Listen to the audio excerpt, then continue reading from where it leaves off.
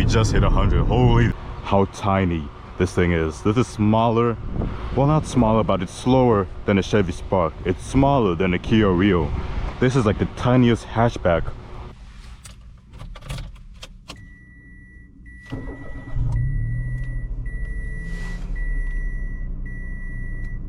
(2022) Mitsubishi Mirage.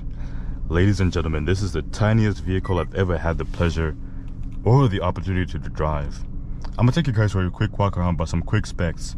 This is powered by a 1.2 liter inline 3, pushing 76 whooping horsepower and 74 pound-feet of torque with a CVT transmission, and this one is front-wheel drive. And this is what our key looks like. Very simple car, pretty tiny, very slow. Again, 74 horsepower, like you can't go anywhere fast, but we're gonna do a quick little walk around. I'm not even gonna lie to you, I've never really seen this car up close and in person. You can see how tiny this thing is. This is smaller, well, not smaller, but it's slower than a Chevy Spark. It's smaller than a Kia Rio. This is like the tiniest hatchback money can buy, and probably brand new, it won't even cost you up to 15K. But hey, at least you do get a little backup camera over here. Pretty decent amount of trunk space, and a spare tire just below over here as well. Nothing fancy, no trunk cover. Pretty basic and very, very simple. It's a nice summer day, so of course we're gonna try and push this thing to the limits, which we would easily find.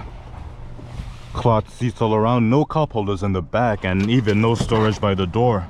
Again, cost savings, that's why it's pretty cheap and very affordable. Speaker over here, all textured plastic going all around, and nothing else to look at, to be honest.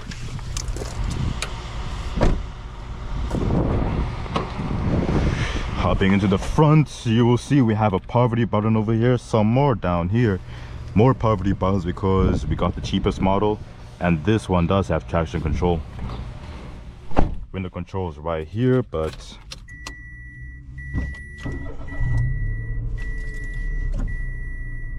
little exhaust note check.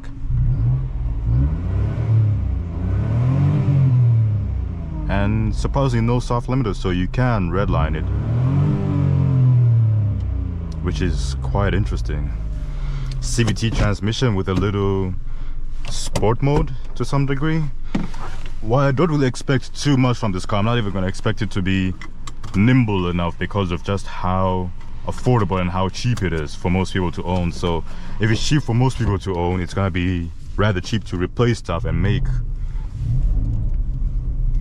But let us go for a quick little ride. We're going to try and do a quick 0 to 60 and see how she does.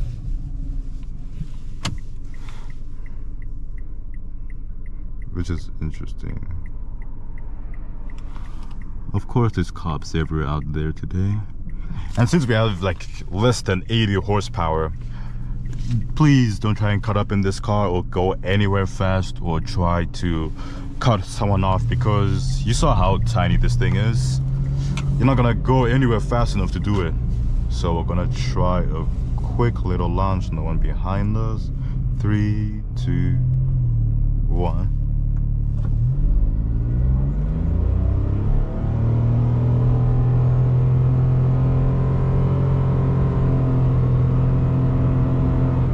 Yeah, we're not making it to 100 before we catch, like, it's impossible to get to 100 on a side road. You need the longest, emptiest strip of road just to barely hit 100. You're not going anywhere fast in this car.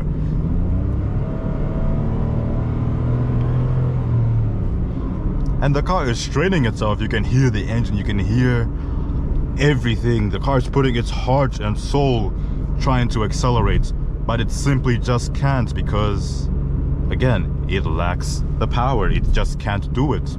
It's impossible for it to take off fast. It's impossible for it to accelerate fast, but that's not what this car is for.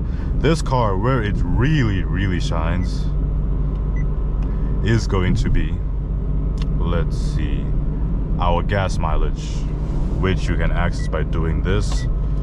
It makes you realize how old or how basic this car is. Yes, our current gas mileage is 7.5 liters for every 100 kilometers, and our current range is 470 kilometers. So you do the math. This thing is very cheap to fill up on gas as well, very inexpensive to own.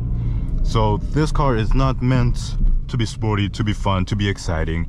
It's meant to be more of a city rat running around, doing some errands. You can't go big haul grocery shoppings with this car.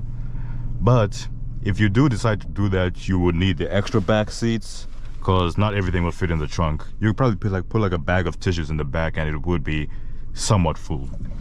But we're gonna do one acceleration to see how she does, because it's funny to see how this car tries to get up to highway speeds.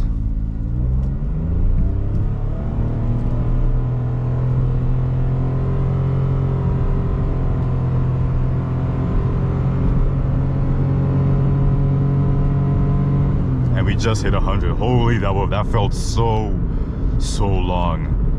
Actually, a lot of road noise that I listen like closely for it, and the exhaust note does leak a lot into the car, surprisingly. But again, this is the cheapest car you could probably get in Canada, so I'm not too angry at it. I'm not even angry at it. I can't even say I'm too angry at it. I'm not even angry at it.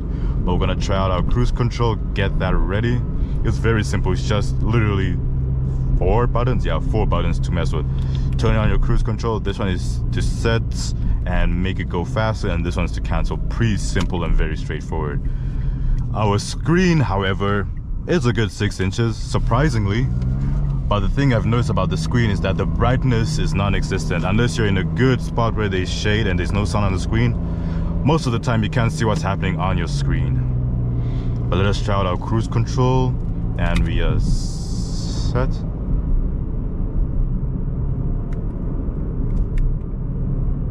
There we go. When your cruise control is on, the car quiet is down because you're not flooring it all the time, and you're barely eating any gas because of just how light this car is. And since it's so small and so nimble, you can pretty much fit anywhere and you can pretty much go anywhere. No parking spot is too small for you. Nothing. There's no such thing as a tight squeeze in a car like this. By taking it down the highway, that's the scary part, because you realize how small you are compared to everything else. Like if a truck like this hits me, it's over for me. I don't think I'm walking away from a hit like that. If we're going highway speeds, if it's a fender bender, of course you're gonna walk away from it, but you get the general gist and the idea of what I'm trying to explain to you guys. Brakes, if we try to brake very hard, ooh, that was not smooth at all. But yeah, our brakes are good. Our brakes are good, but yeah, very aggressive if you try and step on the brakes. ABS did engage just a little bit, but not enough for us to hear it, to say the least. But anyways, this is a 2022 Kia, no, not even Kia, it's a Mitsubishi. It's a Mitsubishi Mirage, smallest thing out there. Yeah, there is literally no fun in trying to floor this thing anywhere. There's no fun in trying to floor this thing going fast. There's just no point. It just feels futile. You feel like you're trying to mop out the entire ocean. It's impossible. It's impossible to have fun in this car. Unless you want to go into modding, then that's a whole different issue. But anyway, guys, take care and peace.